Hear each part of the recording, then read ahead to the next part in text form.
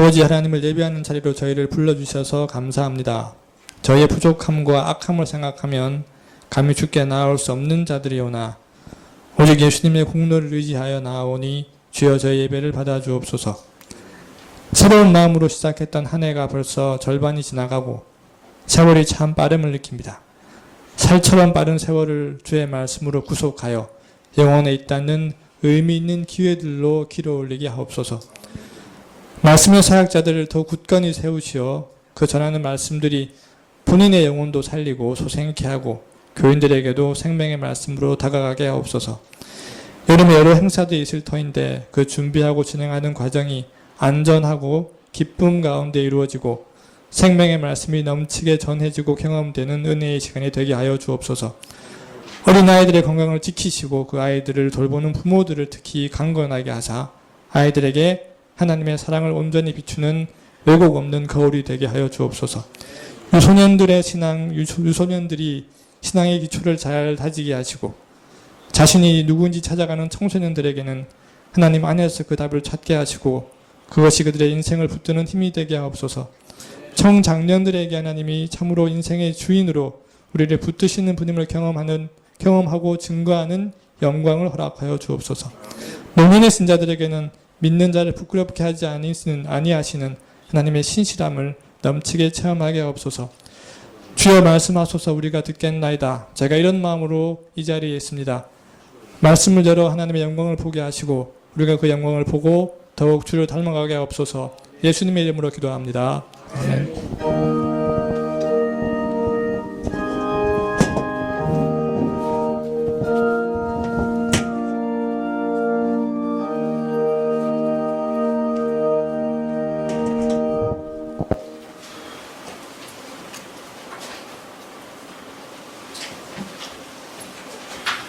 예, 말씀은 계시록 12장 10절부터 12절까지입니다. 계시록 12장 10절부터 12절.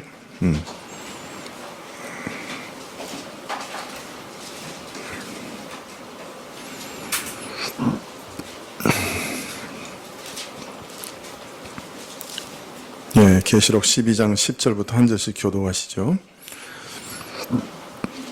내가 또 들으니 하늘에 큰 음성이 있어 가로되 이제 우리 하나님의 구원과 능력과 나라와 또 그의 그리스도의 권세가 이루었으니 우리 형제들을 참수하던 자 곧 우리 하나님 앞에서 밤낮 참수하던 자가 쫓겨났고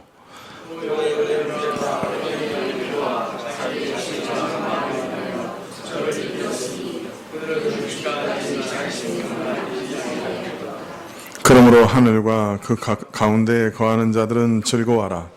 그러나 땅과 바다는 화 있을진저 이는 마귀가 자기 때가 얼마 못된 줄을 알므로 크게 분내어 너희에게 내려갔음이라 하더라. 예. 소망구역 특성이 있겠습니다.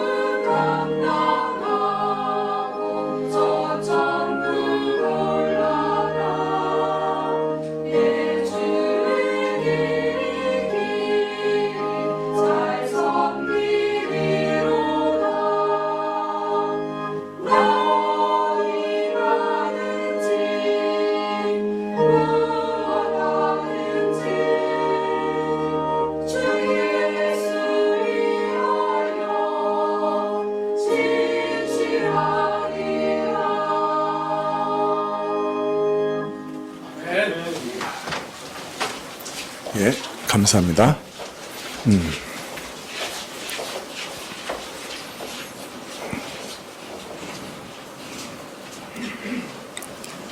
예, 예, 누가복음에서 예수님께서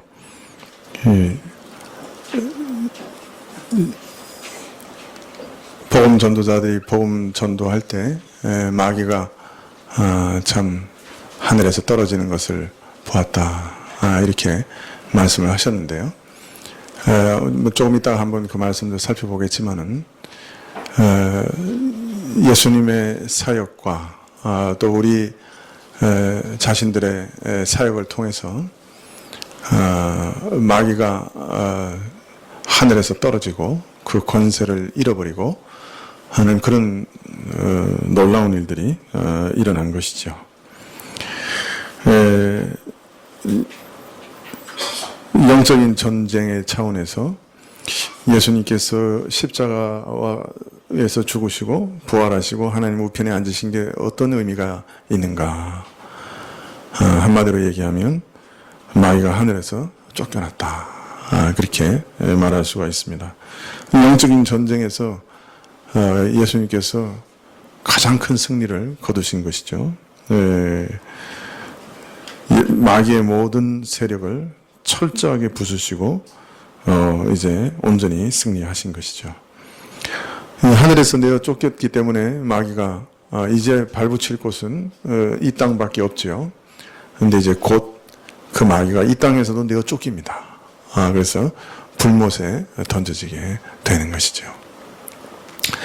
지금은 이미 승리가 이루어졌고 결정적인 타격을 마귀가 입었고 이제 마귀가 완전히 이 땅에서 소멸될 때까지 남은 전쟁만 있는 것이죠. 예수님께서 이처럼 우리의 모든 죄, 마귀의 지배를 받게 하고 하나님의 심판과 저주를 가져오게 하는 모든 죄를 십자가에서 처리해 버리셨기 때문에 이 마귀가 더 이상 하늘에서 우리를 참수하지 못하게 된 것이죠. 뿐만 아니라 이 땅에서도 성도들은 이 마귀를 이제 공격하고 또 마귀와 전쟁에서 승리를 거두는 것입니다. 하늘에서의 전쟁에서만 승리를 거두는 게 아니라 이제 하늘에서는 완전한 승리가 이루어졌고 이제 이 땅에서도 우리 성도들이 마귀와 전쟁에서 저를 이기는 것이죠. 그런데 계시록 12장 11절에 보면 이러한 전쟁에서 성도들이 사용하는 무기가 무엇이냐 하는 것이 나오고 있습니다. 또 여러 형제가 어린 양의 피와 자기의 증거하는 말을 인하여 저를 이겼으니 그들은 죽기까지 자기 생명을 아끼지 아니하였다. 하늘에서의 전쟁은 어떤 모양으로 이루어지는지 우리가 다 알 수 없죠. 그러나 이 땅에서의 전쟁은 어떤 모양으로 이루어지는가 우리는 이 말씀을 통해서 짐작할 수가 있습니다. 어린 양의 피, 또 그 피를 믿는 성도들의 증언, 그리고 그러한 믿음을 죽기까지 지키는 믿음, 이런 것으로 마귀를 이긴다고 하셨으니 참으로 이 전쟁은 어떤 면에서는 우리가 익히 경험하는 전쟁이요, 우리 삶 속에 늘 있는 전쟁인 것이죠. 우리에게 평범하게 보이는 일상의 삶과 그 삶 속에서 시험과 역경 속에서 믿음을 굳게 지키는 그 일이 사실은 하늘의 신비한 전쟁과 맞닿아 있다고 오늘 말씀하고 계시는 것이죠. 우리가 어린 양의 피를 믿는 것과 고백하는 그 일이 하늘에서 벌어지는 그 신령한 전쟁과 긴밀하게 연결되어 있고, 우리가 믿는 이 단순한 일이 사실은 하늘의 천군 천사들과 악한 영들, 마귀, 이런 그 여러 신비한 존재들과 긴밀한 연관이 있는 그러한 전쟁과 또 함께 가는 전쟁인 것이죠.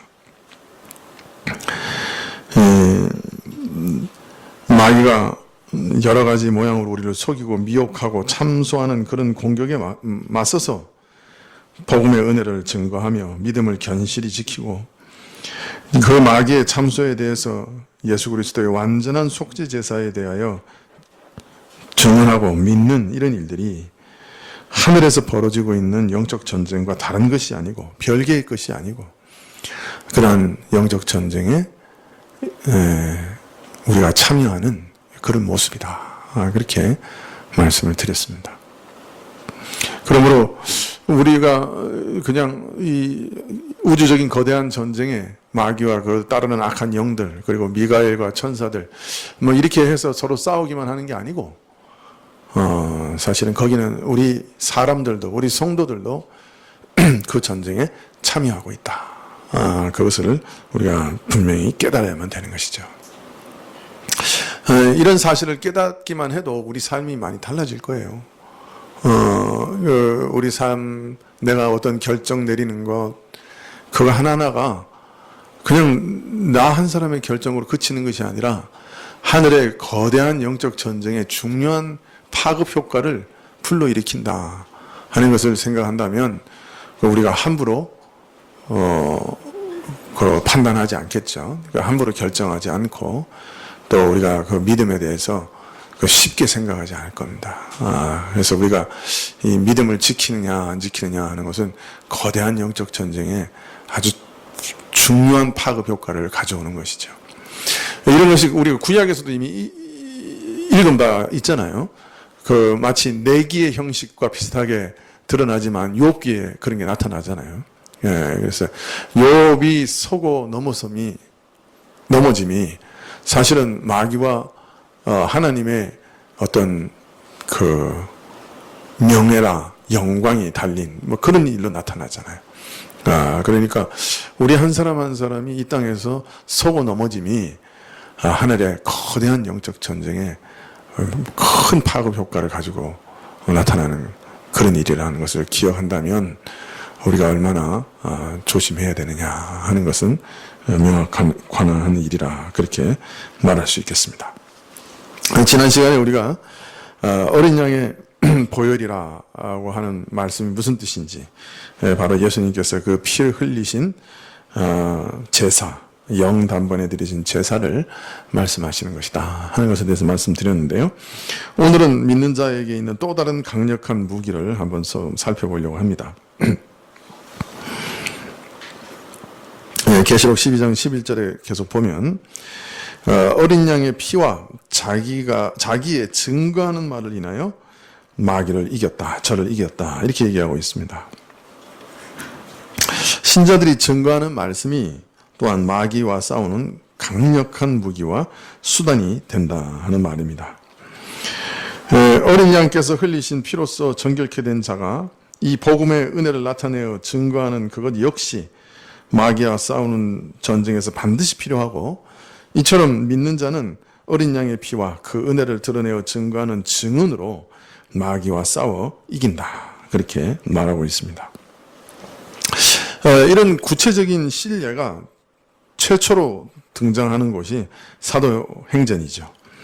사도행전 2장 37절 이하에 보시면 저희가 이 말을 듣고 마음이 찔려 베드로와 다른 사도들에게 물어가로되 형제들아 우리가 어찌할꼬 하거늘 베드로가 가로되 너희가 회개하여 각각 예수 그리스도의 이름으로 세례를 받고 죄사함을 얻으라 그리하면 성령을 선물로 받으리니. 이 말씀은 어떤 장면이죠? 사도행전 2장 37절 이하의 이 장면은 어떤 장면이에요? 베드로가 오순절날 성령 강림 사건 때 120문도에게 이렇게 성령이 강림했는데 그 어떻게 된 일인지 아마 그 주변에 있는 그 믿지 않는 사람들도 이거 다 봤던 것 같아요. 이 성령 강림을. 그리고 막 방언하는 걸 막 봤던 것 같아요. 사람들이 그걸 기여기고 있을 때 베드로가 일어나서 이것이 무슨 일인가 하는 것을 설교하기 시작합니다. 그리고 오늘 말씀은 그 설교 말미인데요.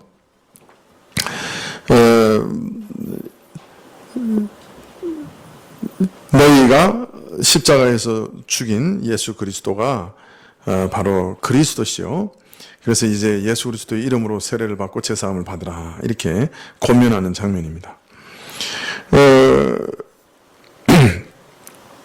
자, 그런데 그 베드로의 이런 말을 들을 때 오늘 사도행전 2장 37절에 보면 듣는 사람들이 그 마음에 찔림을 받아 이렇게 나옵니다. 말을 듣고 있는데 그 마음에 이렇게 찔림을 받았다 이렇게 되어 있습니다.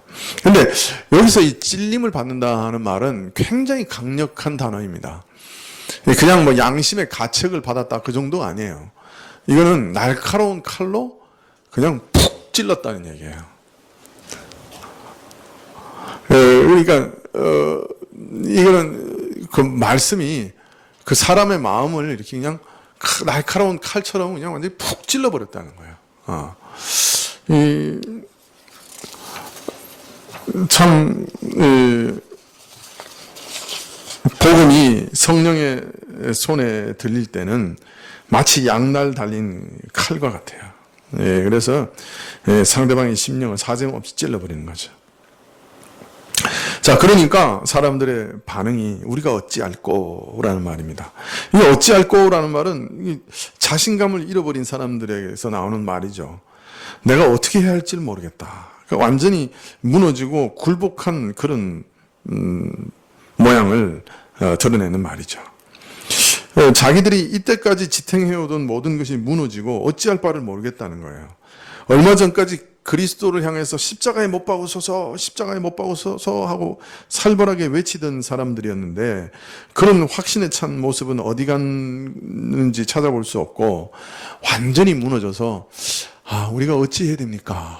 이렇게 굴복하는 그런 모습이라고 할 수 있습니다. 하나님을 향하여 대적하여 높아진 모든 마음들이 이 성령의 검과 같은 말씀이 이렇게 주어지면 이렇게 굴복이 되는 거죠.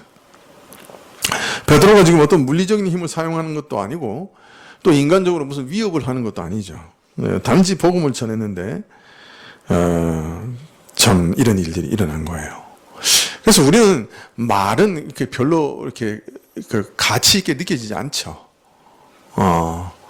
우리는 이 말에 대해서는 이게 뭔가 이렇게 귀중하다고 이렇게 생각하지 않습니다. 이게 돈을 줄 때는 되게 신경이 쓰여요. 돈을 이렇게 주고받고 이럴 때는 아주 막 신경이 쓰이는데 말을 주고받을 때는 우리는 전혀 신경 안 씁니다. 뭐 이렇게 내가 돈이나 이런 걸 줄 때는 매우 귀중하게 생각해요. 그런데 말로 뭔가를 할 때는 이게 귀중하다고 생각하지 않습니다. 말은 그냥 우리가 늘 일상생활 속에서 주고받는 무엇이로 생각하고 가치 있거나 귀중하거나 능력이 있다고 생각하지 않습니다. 그러나 사실 예로부터 무력이 나라를 지배한 적은 별로 없습니다. 잠시 무력이 지배하는 것 같아도 항상 말이 지배하는 거죠. 말 한마디가 지배하는 거죠.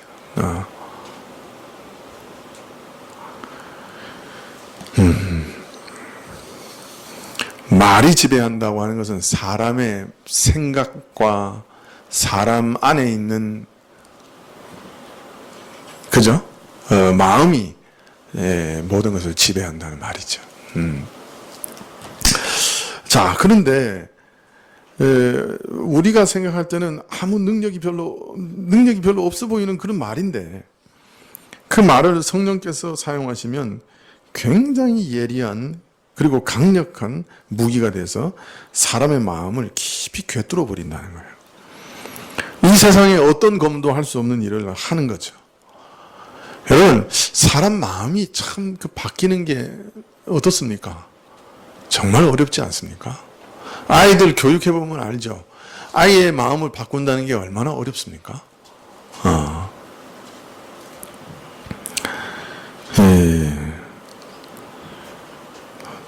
참 우리나라는 자기 지지하는 당을 바꾸는 게 종교를 바꾸는 것도 더 어려운 것 같아요. 그 믿음은 종교를 믿는 믿음보다 더 센 것 같아요.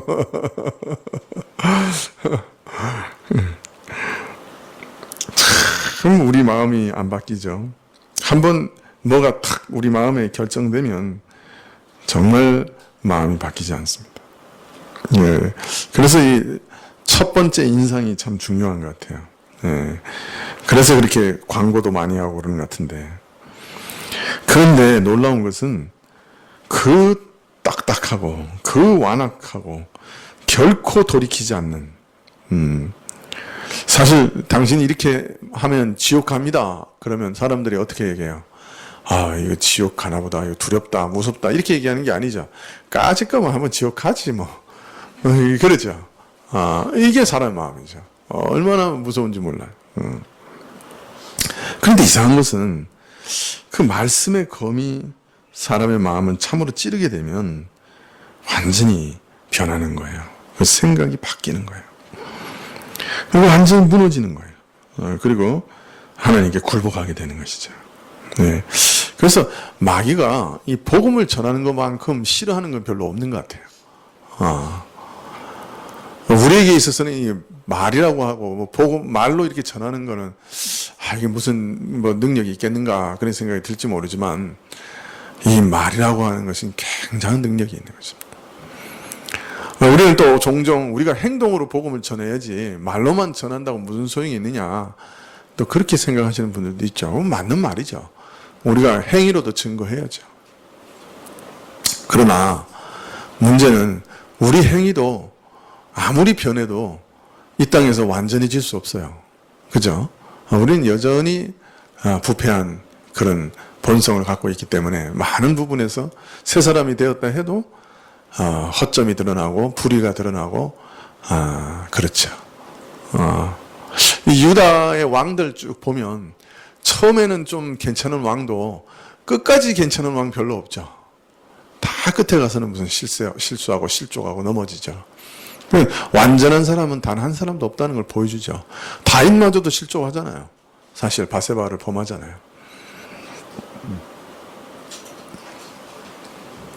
그렇기 때문에 우리가 우리 행실로 무언가 완전하게 보이고 복음을 증거하는 그런 빛과 소금의 역할을 드러내기가 그렇게 쉽지 않아요. 그래서 우리가 행실로도 드러내지만 먼저 해야 되는 건 말로 전해야 돼요. 그 말을 전하면서 야, 이런 말 몇 마디 한다고 해서 저 사람이 믿겠는가?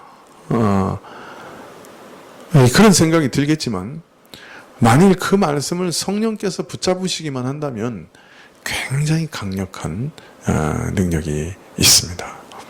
그렇기 때문에 우리가 어떻게든 말로 전해야 됩니다. 지난번에 무슨 K-팝 스타 이런 거 있죠.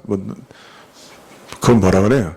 경연하는 그런 프로그램인데 저는 못 봤는데 이제 아내가 봤는데 어떤 분이 본선에 올라왔는데 이렇게 얘기했대요. 지금까지는 계속 편집이 됐지만 이번만은 편집하지 말아주시면 좋겠습니다. 그리고 말하기를 이 모든 것에 하나님께 영광을 돌립니다. 그랬다는 거예요. 근데 그게 말이 재밌었는지 편집이 안 되고 방영이 됐다는 거예요. 그 사람이 찍을 때마다 아마 하나님께 영광을 돌립니다. 그렇게 얘기를 한 것 같아. 근데 아마 다 편집이 됐는데 이제 마지막에 가서 결선에 올라와서 참 지금까지는 다 편집됐지만 이번에는 좀 편집 안 하시면 좋겠습니다. 그렇게 얘기하고 그 다음에 이 모든 것을 하나님께 영광을 돌립니다. 그렇게 얘기했다. 사실 말로 하지 않으면 몰라요. 우리가 행동으로 하는 것은 너무 느리게 전파되고 오랜 시간이 걸립니다. 그러나 말은 분명하게 드러낼 수 있어요. 그렇기 때문에 우리가 어떻게든 때를 얻든지 못 얻든지 증거해야죠. 어떤 사람들은 축구한 다음에 기도하는 거 엄청 싫어하던데 보기 싫다고 그래도 해야죠. 권투 장갑 끼고 시큰 두들겨 패서 이긴 다음에 그래도 하나님께 영광 돌립니다. 그래야죠. 레슬링 하면서 사람 눈깔 막 휘어 파고 막 입을 찢어놓고 막 그래놓고 그래도 또 하나님께 영광을 돌린다고 얘기를 해야죠. 우리는 때를 얻든지 못 얻든지 주께 영광 돌려드리고 증언해야 돼요. 믿으십니까? 예, 저도 옛날에는 좀 부정적으로 생각했었거든요. 꼭 저래가지고 기도해야 되나. 근데 그게 굉장히 영향을 끼치더라. 전체적인 분위기적으로. 예수 믿는 사람들이 저렇게 많구나. 예수님 믿는 사람들은 저렇게 하나님께 영광을 돌려드리는구나. 저렇게 하나님이 도우신다고 생각하는구나. 이것만 해도 굉장한 영향력이 있는 거예요. 그게 비난할 게 아니더라고요. 이거 해야죠. 빨가벗고 미스 코리아 선발대에 나와서 하나님께 영광을 돌려드린다. 그래도 해야죠.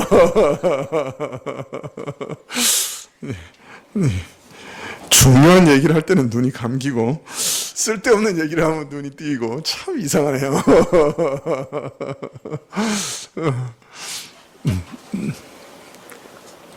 근데 우리가 가진 무기가 사실 이거밖에 없어요. 어떤 면에서는 예수님이 나를 위해 속죄하신 그거하고 그것을 내가 믿고 이것이 정말 진실입니다 라고 고백하는 그 고백밖에 없는 거죠.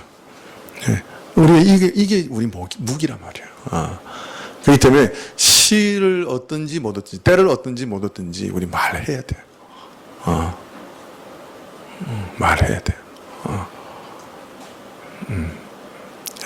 누가 이거 잘하셨네요 그러면 그냥 무식하게 주님이 도우셨죠 그러는 거예요.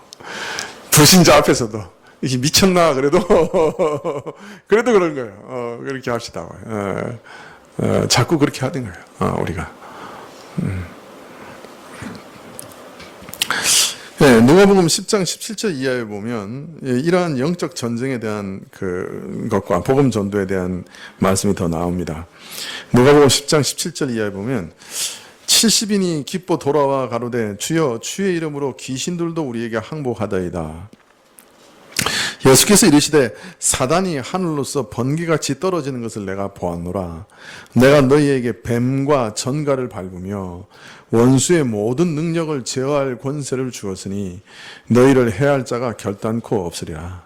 그러나 귀신들이 너희에게 항복하는 것으로 기뻐하지 말고 너희 이름이 하늘에 기록된 것으로 기뻐하라 하시니라. 누가복음 10장 17절 이하의 이 말씀은 70인을 둘씩 이렇게 복음 전도하라고 내보내신 이후에 이 사람들이 이제 돌아와서 보고하는 장면입니다. 자, 예수님께서 천국 복음을 전하고 돌아와서 승리를 막 보고하는 제자들에게 이렇게 얘기하십니다. 사단이 하늘에서 번개같이 떨어지는 것을 내가 보았다. 이 복음을 전도하자 사단이 하늘에서 번개같이 내려왔다. 네. 이 말씀은 오늘 계시록 12장 말씀과 닮았죠.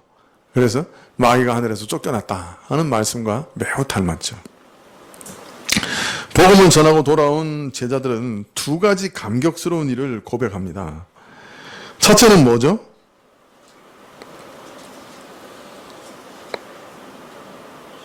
네? 첫째는 뭐예요? 두 가지 아주 감격스러운 일을 예수님께 고백하고 있는데 첫째는 뭐예요? 예? 귀신도 항복하더이다.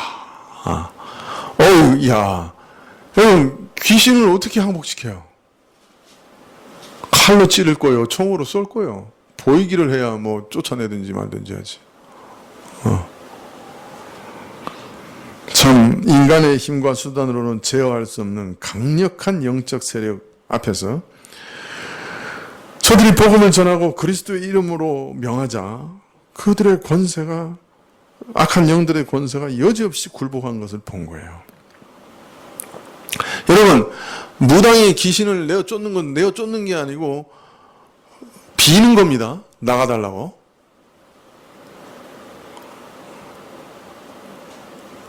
그래서 더 큰 귀신한테 비는 거예요.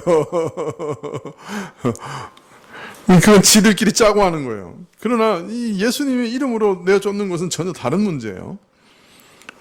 이 참 권세의 완전히 굴복하는 거죠. 주의 권세와 능력이 나타나는 거죠. 네. 자, 두 번째 감격스러운 일은 뭐죠? 악한 영들이 마귀가 쫓겨났다. 두 번째는, 두 번째 감격스러운 일은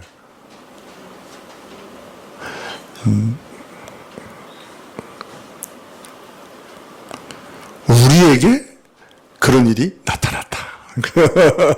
항복한 게 일단 감격스러운 일이고, 두 번째는 우리에게 그런 일이 일어났다는 거예요. 내가 명하니까 그런 일이 일어났다는 거예요. 하나님의 강력한 능력이 누구에게 나타난 거예요? 복음을 전하는 제자들에게 나타난 것이죠. 이렇게 강력한 능력이 제자들에게 나타난 것에 대해서 참으로 예수님께서 두 가지를 얘기하시는데, 첫 번째는 사단이 하늘에서 번개같이 떨어지는 것을 내가 보았다, 이렇게 얘기하십니다. 예수님께서 제자들의 사역에서 마귀의 권세와 왕국이 무너지기 시작하는 것을 보신 거예요. 이 승리는 십자가의 죽음과 부활로 하늘에서 완성될 것이지만, 마귀를 하늘에서 완전히 내어 쫓을 것이지만, 마귀와 악한 영들과의 전쟁에서 결정적으로 승리를 거두실 것이지만, 그 일의 시작을, 그 승리의 시작을 벌써 보고 계신 거죠. 제자들이 복음을 전하는 그 일을 통해서 마귀가 추출되고 악한 영들이 추출되는 것을 보면서 예수님이 말씀하시기를, 궁극적인 승리, 하늘에서 마귀가 쫓김을 받는 그 승리가 이미 시작됐다, 그렇게 얘기하고 계시는 거죠. 그래서 마귀가 하늘에서 떨어졌다, 그렇게 얘기하고 계시는 거예요. 그러니까 십자가에서 이제 승리를 이루실 거지만 그 승리가 이미 시작됐다, 이렇게 얘기하시고, 두 번째는 19절부터 내가 너희에게 뱀과 정갈을 밟으며 원수의 모든 능력을 제할 권세를 주었으니 너희를 해할 자가 결단코 없다. 예수님께서 그러한 승리가 이미 시작됐고, 그 승리의 권세를, 그 능력을 제자들에게 또 이미 주시기 시작했다, 그렇게 말씀하고 있는 것이죠. 그러니까 승리가 벌써 여기서부터 시작된 거예요. 그리고 그 승리의 능력과 권세가 제자들에게 주어져 있는 것이죠. 그래서 복음이 전파되면 세상 왕들, 총독들, 여러 종교적인 세력들, 이론, 악한 영들, 철학, 모든 것이 무너지고 굴복되는 것이죠. 이렇게 강력한 권세가 우리에게 주어져 있는 것이죠. 성령님과 함께 우리에게 주어져 있는 것이죠. 자, 그 다음에 예수님께서는 그를 믿고 따르는 자들에게 주어진 놀라운 권세와 승리의 시작에 대해서 말씀하신 다음에 이 전쟁의 본질이 뭐냐 하는 것에 대해서 이렇게 얘기하십니다. 너희는 악한 영들이 너희에게 굴복하는 이것을 기뻐하기보다 너희 이름이 하늘에 기록된 것을 더 기뻐하라. 이 말씀은 너희는 악한 영들이 너희에게 굴복한 그 한 가지 사실만 가지고 기뻐하지 말고, 그것이 대단한 것처럼 흥분하지 말고, 오히려 너희가 경험한 그 은혜가 천국의 은혜라고 하는 것을 기뻐해라. 너희가 천국 시민이 되어 천국을 소유하게 되고 너희 이름이 천국에 기록된 것을 기뻐하라, 이렇게 얘기하십니다. 자, 예수님께서는 이 귀신이 굴복하고 쫓겨나가고 하는 것을 두 가지 측면에서 얘기하셨어요. 첫 번째는 이것은 내가 얻을 궁극적 승리의 시작에 불과하다, 시작이다, 이렇게 얘기하셨고, 두 번째는 뭐라고 얘기하시냐면 이것은 하나님의 나라와 세상 나라의 전쟁에서 하나님 나라가 승리하는 것을 얘기한다, 그렇게 말씀하세요. 예. 그 이름이 하늘에 기록된 것을 기뻐하라 하는 것은 천국 시민이 된 것을 기뻐하라는 말씀이고, 사실 천국을 소유하게 되고 천국에 그 이름이 기록된 것을 기뻐하라는 말이죠. 외국에 나갔다가 들어올 때는 이게 실감이 나요. 내가 한국 사람인지 외국 사람인지. 들어오는 입구부터 달라요. 요새 한국은요, 얼마나 편리해졌는지, 들어올 때 여권을 기계에만 딱 대면 돼요. 기계에다 딱 대고 있으면 기계가 알아서 쫙 읽고 난 다음에 문을 탁 열어줘요. 가서 또 지문 하나만 딱 누르면 얼굴 탁 보고 통과, 탁 나와요. 외국 사람들은요, 길게 줄 서야 돼요. 길게 줄 서가지고 사람 앞에 서서 이렇게 심사를 받아야 돼요. 그리고 또 너 왜 왔냐, 뭐하러 왔냐, 눈을 아래로 막 이렇게 쳐다보면서 그 위아래로 되게 기분 나쁘게 쳐다보잖아요. 이렇게 쳐다보면서 또 안경 벗어봐라 뭐 이러면서 별별 시비를 다 걸면서 한참 걸려야 돼요. 인천공항만 들어오면 기분이 되게 좋아요. 그냥 한국 사람, 다른 외국 사람 이렇게 탁 분리가 돼요. 그래가지고 한국 사람 아닌 사람은 거기서 또 도장 받아야 돼. 또 비자 도장 받고 또 거기다 또 며칠까지 있을 거냐 그래 또 써주고 이래야 돼요. 그런데 한국 사람은 그냥 스위치 누르듯이 그냥 탁 누르면 그냥 통과해요. 천국도 마찬가지예요. 천국에 이름이 탁 농명된 사람이 있어요. 이런 사람들은 그냥 프리패스야. 그냥 그 여권에 이름 딱 적혀 있고 그 나라에 그 이름이 딱 적혀 있는 거예요. 내가 여권만 딱 올려놓으면 대한민국 국민이라고 컴퓨터가 다 알아서 그 대한민국 제일 중요한 컴퓨터에 내 이름이 들어있는 거야. 박혁 이름 들어있는 거야. 프리패스. 그 이름 없으면 못 들어가는 것도 더 엄청 힘들어. 여러분, 우리 이름이 천국이 기록되어 있어요. 하나님 나라라고 하는 나라에 우리 이름이 기록되어 있어요. 우리는 그 여권 가지고 이 땅에서 사는 거예요. 하나님 나라의 여권을 갖고 사는 거라 그래. 그게 얼마나 대단해. 그리고 이 여권을 가진 사람들 앞에서 마귀가 막 쫓겨나간단 말이에요. 그 말은 이 나라의 권세가 얼마나 대단한 거냐고요. 이 나라가 지금 세상 나라를 이기고 있다고 하는 아주 중요한, 이게 하나님 나라의 백성 앞에서 막 마귀의 세력이 막 무너진다고 하는 거는 이 세상 나라와 하나님 나라의 전쟁에서 하나님 나라가 승리하고 있다는 그 증거라는 거예요. 지금 예수님께서 그 차원에서 얘기하고 계시는 거예요. 사실 계시록 12장 10절에도 같은 말씀을 하세요. 내가 또 들으니 하늘에 큰 음성이 있어 가로되 이제 우리 하나님의 구원과 능력과 나라가 이루어졌다. 이렇게 노래하고 있어요. 그래서 왜 나라가 이루어졌다고 말씀하시냐고요. 예수님께서 십자가에서 죽으시고 부활하신 이 사건을 통해서 하나님의 나라가 완성이 되고 천국에서 마귀가 쫓겨나고 또 우리도 하나님의 백성으로 이 땅에서 하나님의 나라를 건설하고 있는 거예요. 그래서 우리가 이 땅에서 전쟁하는 또 하나의 본질은 뭐냐면 하나님 나라를 건설하는 역군으로 용사로 이 땅에서 살아가고 있는 거예요. 그래서 하나님의 나라가 이루었다 이렇게 노래하고 있는 것이죠. 그래서 이 전쟁은 이 세상 나라와 하나님의 나라가 전쟁하는 전쟁인 것이죠. 우리는 하나님 나라의 백성으로서 세상 나라와 지금 싸우고 있는 것이죠. 자, 무엇을 무기로요? 우리가 증언하는 증언을 통해서. 자, 근데 왜 우리가 증거하는 증거가 그렇게 힘이 있는 거죠? 그것은 마귀가 천하를 꿰는 자라고 성경에서 말씀하고 계시잖아요. 마귀의 제일 주 무기가 뭐예요? 마귀의 가장 무서운 무기가 뭐예요? 거짓말이에요. 거짓말. 천하를 꿰는 자예요. 속이는 자예요.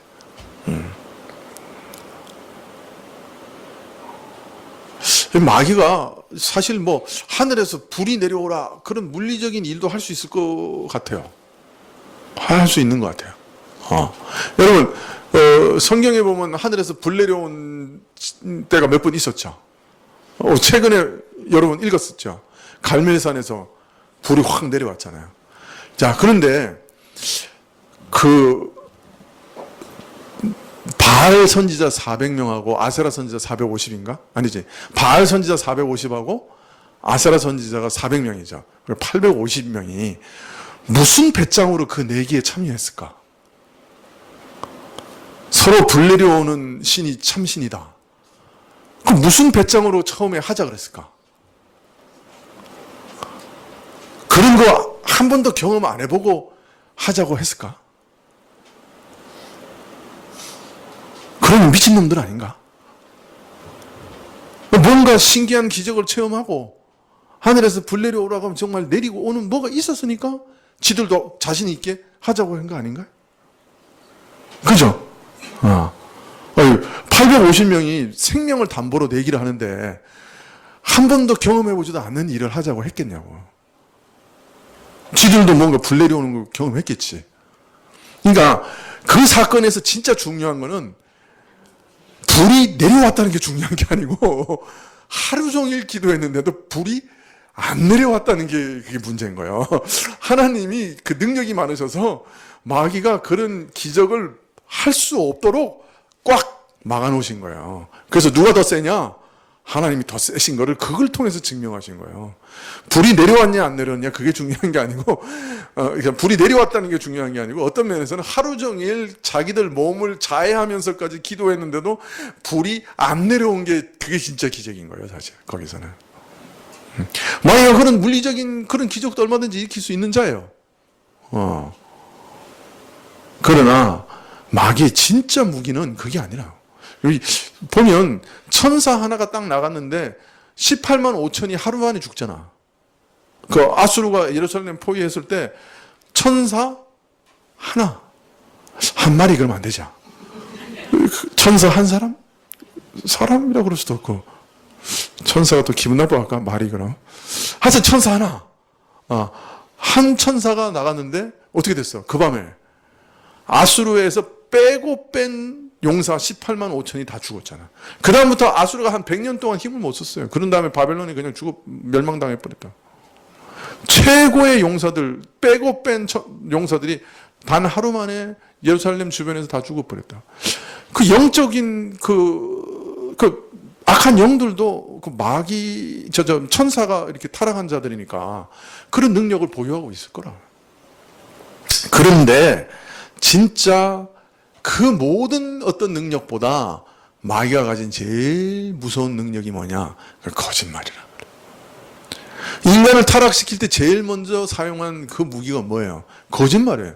네가 이거 먹으면 하나님같이 될 거다. 그런데 이게 하나님 네 안 사랑하셔가지고 이거는 안 주는 거다. 이거 거짓말한 거 아니에요. 하나님같이 되긴 됐지. 자기들 스스로 선이냐 악이냐를 결정하는 무서운 일이 시작됐죠. 그러나 사실은 그거는 어마무시한 그죠? 거짓말이잖아요.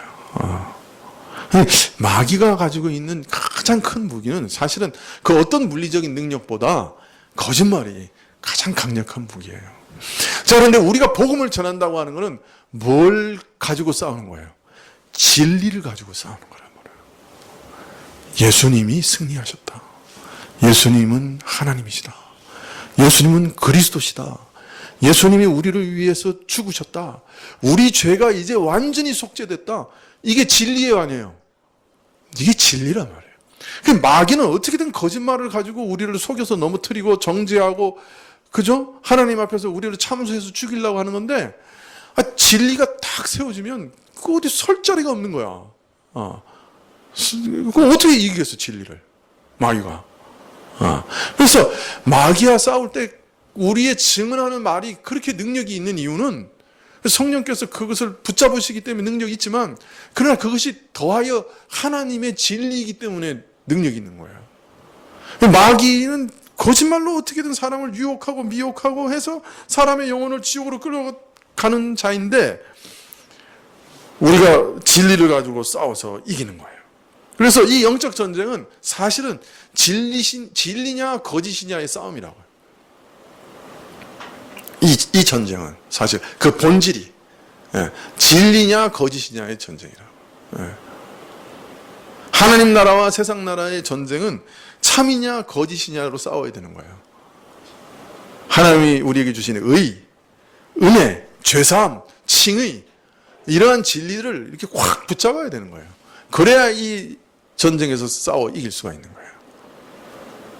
여러분, 마귀가 여러분한테 막 뭐라 그러면 여러분 변명할 필요가 없어요.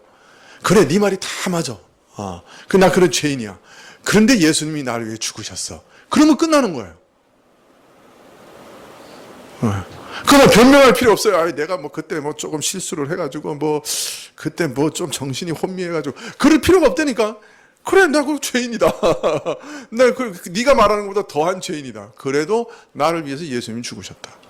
그러면 그 전쟁은 끝나는 거예요. 왜? 그 진리잖아. 다 진리잖아. 내가 죄인인 것도 진리고 이 죄인을 위해 죽으신 것도 진리고 이게 이기는 거죠. 마귀를. 당황할 필요가 없어요. 우리는 진리로 이기는 거예요. 마귀는 무서워할 필요가 없어요.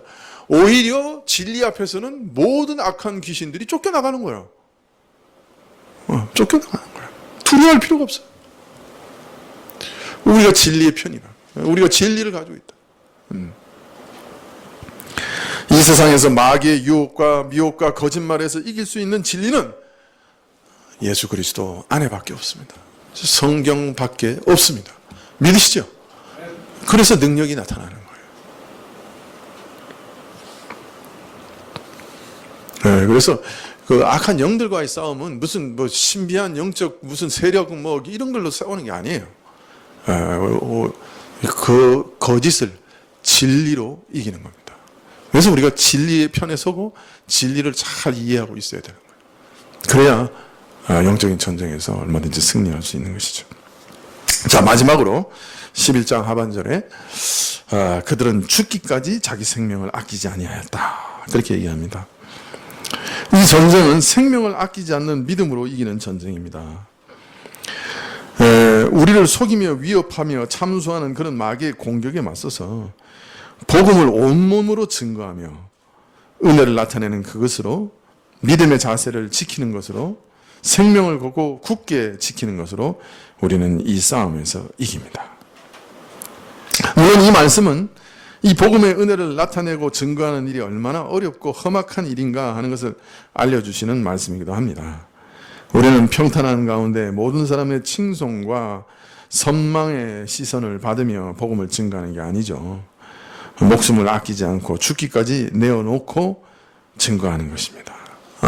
복음을 증거하면 사람들이 아이고 이거 좋은 소식 알려주셔서 너무 고마워요. 그렇게 얘기하는 사람은 100에 1명도 없어요. 눈을 치켜뜨면서 왜 이런 이상한 소리를 해서 내 시간을 빼앗느냐고 이빨을 갑니다. 아직까지도 이런 미친 소리를 하는 사람이 있네. 그러고 쳐다봅니다. 그러나 우리는 그런 고난 속에서 복음을 전하고 끝까지 우리가 순수하게 믿음을 지킴으로 이 전쟁을 이깁니다. 사도 바울은 사도행전 20장 24절에서 이렇게 얘기합니다. 나의 달려갈 길과 주 예수께 받은 사명 곧 하나님의 은혜의 복음 증거하는 일을 마치려 하면은 나의 생명을 조금 더 귀한 것으로 여기지 아니하노라. 이 바울은 지금 에베소 교회에서 마지막이 될지 모르는 권면을 하고 있습니다. 바울이 지금 예루살렘을 향해서 올라가는데 바울이 지나가는 모든 도시와 그 교회에서 예언이 나오기를 바울이 지금 예루살렘에 올라가면 참으로 무서운 핍박과 고난이 기다리고 있을 것이다. 그렇게 얘기합니다. 사람들이 울며 바울을 말립니다. 제발 올라가지 마시오. 올라가면 그 핍박과 고난이 가득하다고 하는데 생명까지 위협을 받을지 모르는데 올라가지 마시오. 그렇게 얘기합니다. 그때 바울이 얘기한 것이 지금 읽어드린 말씀입니다. 내가 복음을 위해서는 내 생명도 아끼지 않겠다.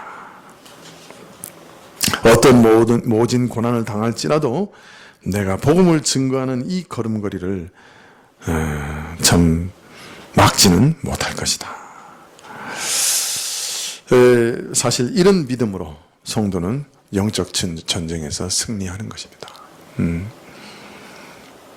여러분 안에 그런 확신이 있습니까? 내 생명을 내어놓는다 해도 나는 이 복음을 바꾸지 않을 거다. 이 복음에서 물러나지 않을 거다. 이 복음은 내 생명보다 더 귀하다. 그런 마음이 여러분 안에 있습니까? 혹시 팥죽 한 그릇보다 못하다. 에서가 그 팥죽 한 그릇에 팔아먹었잖아요. 그죠? 이거 천국? 에이, 그거 뭐 죽은 다음에 그 뭐 어떻게 안다고. 오늘 배고파 죽겠는데, 야, 팥죽 한 그릇 팔아라. 그 천국의 상속권을 팥죽 한 그릇 팔아먹었어요. 여러분, 그걸 읽으면 참 한심하다 해서 어떻게 그래, 팥죽 한 그릇에 이거 팔아먹나, 뭐 팔아먹더라도 금덩이 팔아먹지. 그렇게 생각할지 몰라지만, 여러분은 팥죽 한 그릇이 아니고 TV 프로그램 하나에 팔아먹기도 하고 뷔페 식사 한 건에 팔아먹기도 하고 혹시 그런 거 아닙니까?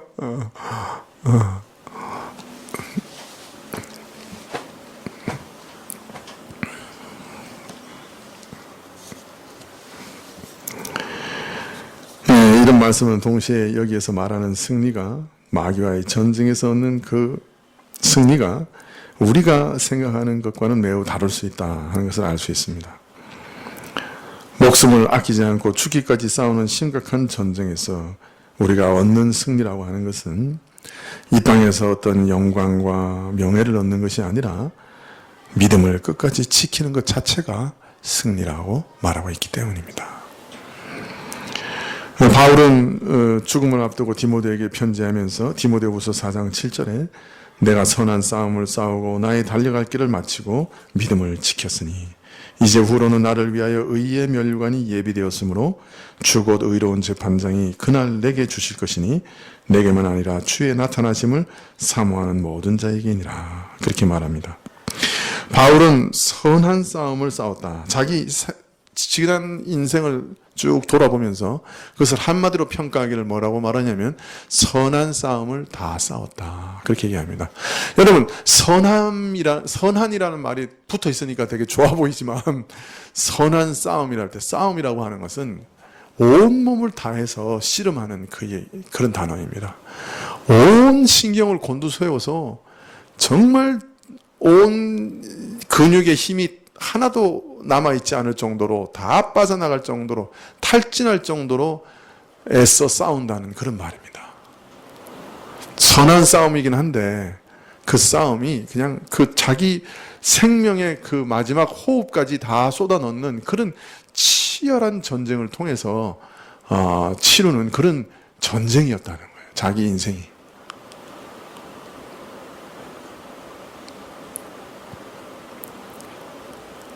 믿음을 지키기 위해서 그렇게 치열하게 싸우는 전쟁이었다.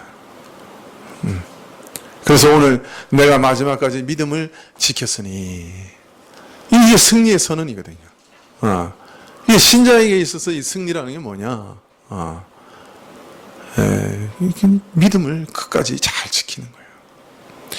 현대교회에서는 이 신자의 승리는 기도를 잘 해가지고 하나님을 잘 구슬려서 이 땅에서 온갖 것을 다 누리는 것을 승리라고 생각해요. 그렇게 가르치는 교회들도 많이 있어요. 하여튼 지난번에 내가 아는 어떤 교회에서 설교를 듣는데 목사님이 어떤 장로님이 하루에 5시간씩 6시간씩 기도하시는데 9 형제 자매를 뒀는데 다 변호사 의사 되고 다 축복받았다 그러니까 교인들이 아멘 그러는 거예요. 내가 잊혀지지가 않아. 우리 교인들이 뭘 좋아하는가 그거야. 내가 그걸 몰라서 지금까지 부흥을 못 시키고 있는 거야.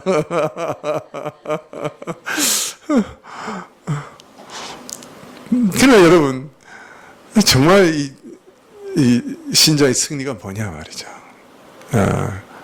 끝까지 믿음을 지키면서 그 믿음대로 증거하고 그 믿음대로 살고 그래서 신자로서 살아가는 것. 그게 최고의 최종적인 목표, 그게 승리란 말이에요. 그게 신자가 누리는 최고의 승리란 말이에요. 여러분, 우리가 이 땅에서 참 고난 많이 당하잖아요. 세상 사람들도 요새는 고난 많이 당해요. 그러니까 막 뛰어내리죠. 견디지를 못해서. 근데 신자로서 사는 건 더 힘들잖아요, 사실. 그래요, 안 그래요? 엄청 힘들잖아요.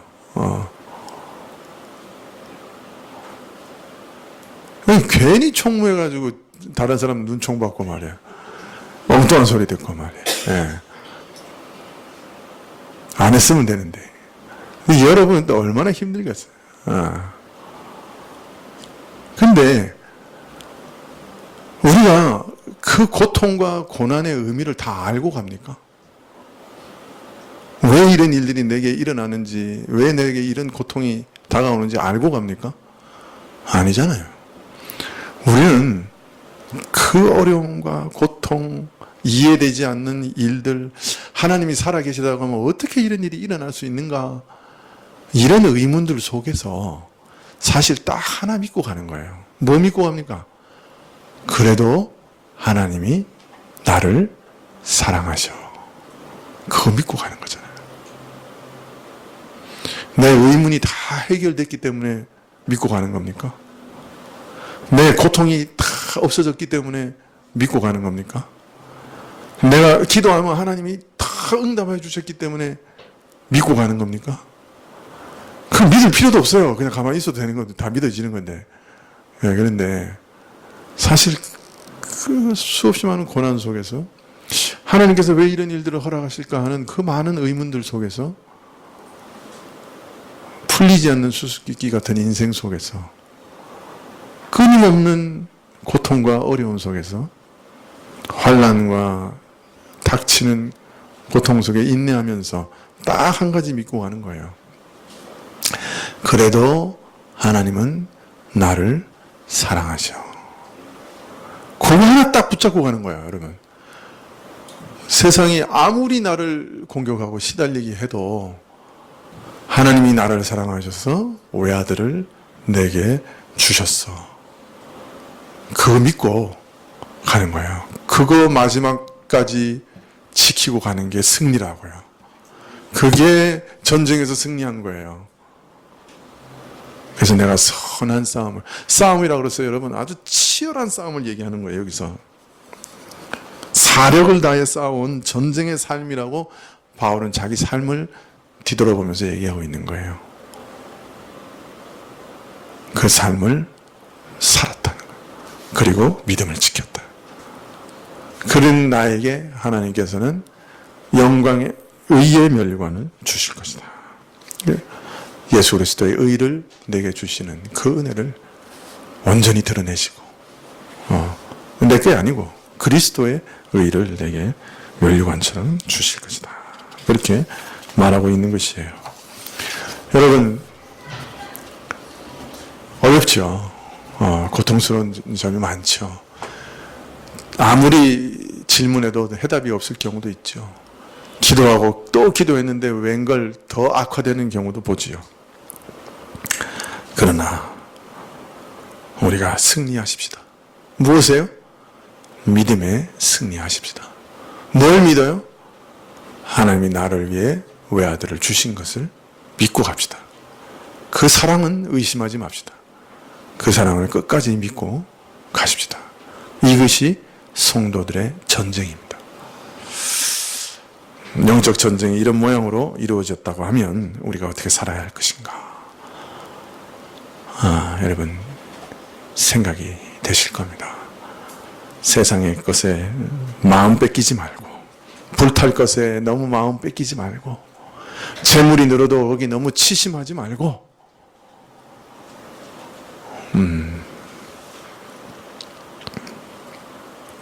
어떻게 하든 내가 이 믿음을 지키리라.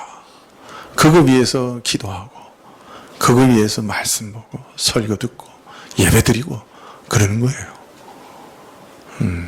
아침에도 말씀드렸지만, 우리 기도가 아마 반은 회개하는 기도 해야 될 거고, 우리 기도 시간에.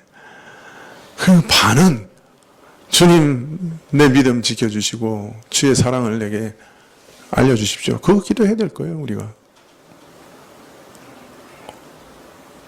물론 다른 사람을 위해서 많이 기도해야 되겠지만 사실 우리가 그런 기도가 끊임없이 없으면 우리가 믿음을 지탱하지 못해요. 기도해. 마음을 동이고 기도에 힘쓰며 말씀을 들으며 하나님의 사랑을 내가 확신하며 사랑의 영이 내게 충만하게 임하시는 것을 구하면서 살아가게 될 것입니다. 기도하시겠습니다.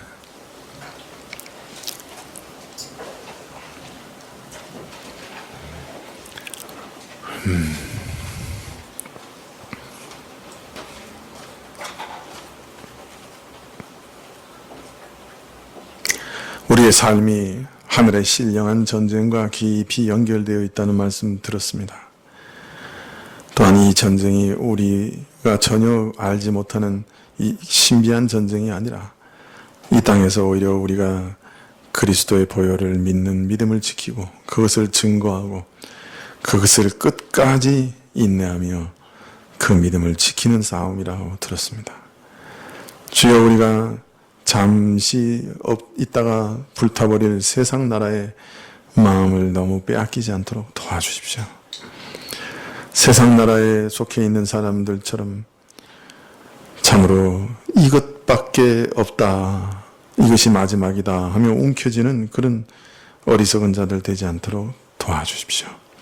하나님 나라의 백성으로서 이 땅의 여권을 가지고 살아가는 참으로 사람들로서 어떻게 살아야 할지 우리에게 가르쳐 주시고, 이 땅의 백성인 동시에 그러나 참으로는 하나님의 나라의 백성인 사람으로 살아갈 때 우리가 어떤 마음으로 살아가야 할지 가르쳐 주시고, 또한 이러한 믿음을 끝까지 지탱하여 주십시오.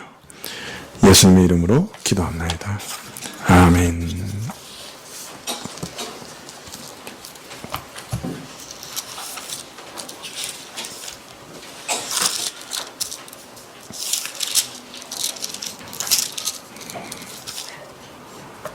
네, 415장 한번 찬송하시겠습니다.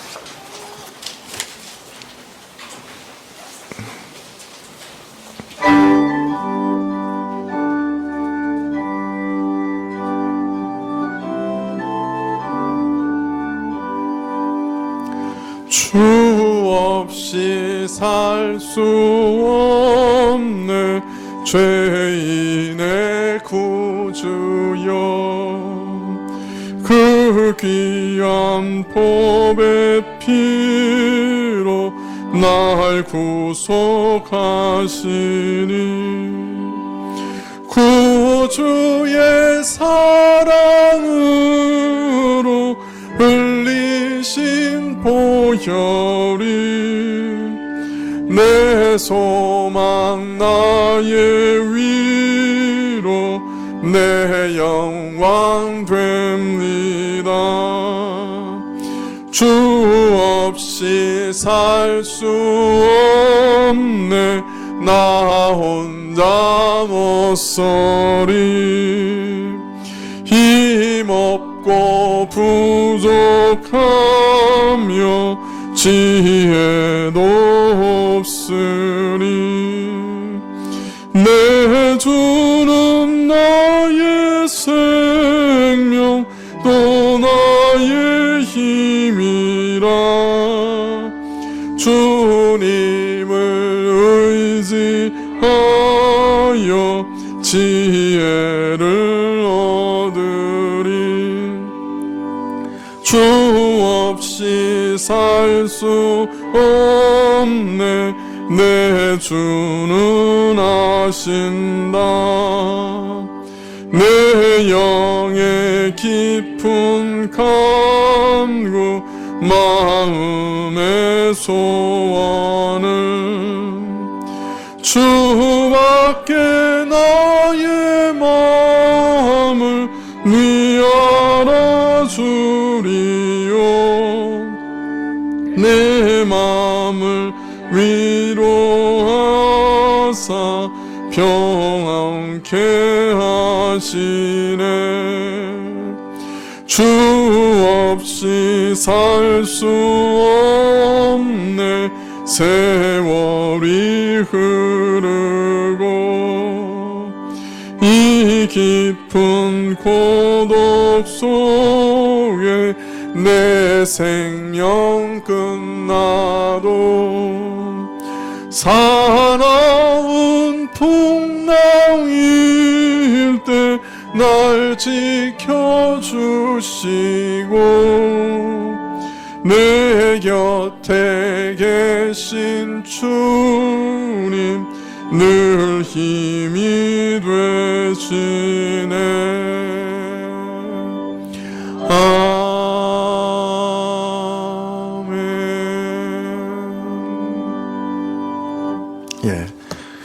주님 가르치신 기도로 예배를 마치고 마친 후에 몇 가지 기도 제목이 있습니다. 같이 기도해 주십시오. 우리 수능을 보는 학생들이 있습니다. 우리 고3 학생들 좀 막바지 더운 여름에 공부하고 또 이번 주에 중요한 시험들 보는 모양입니다. 학생들 위해서 기도해 주십시오. 정말 하나님께서 지혜를 주시고 또 건강을 주시고 또 이 어려운 시험들 잘 넘어갈 수 있도록 위해서 기도해 주시면 좋겠습니다. 우리 배상열 집사님 어머님이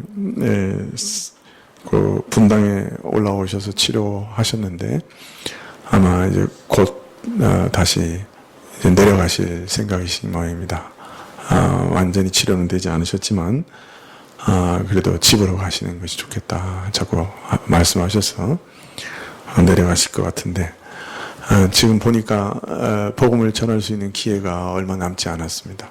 이게 몇 주 안에 또 복음을 전할 수 있고 또 그 복음을 받아들이실 수 있도록 위해서 좀 기도해 주시면 좋겠습니다. 이 두 가지 기도 제목 가지고 같이 기도해 주시면 고맙겠습니다. 주님 가르치신 기도로 예배를 마치겠습니다.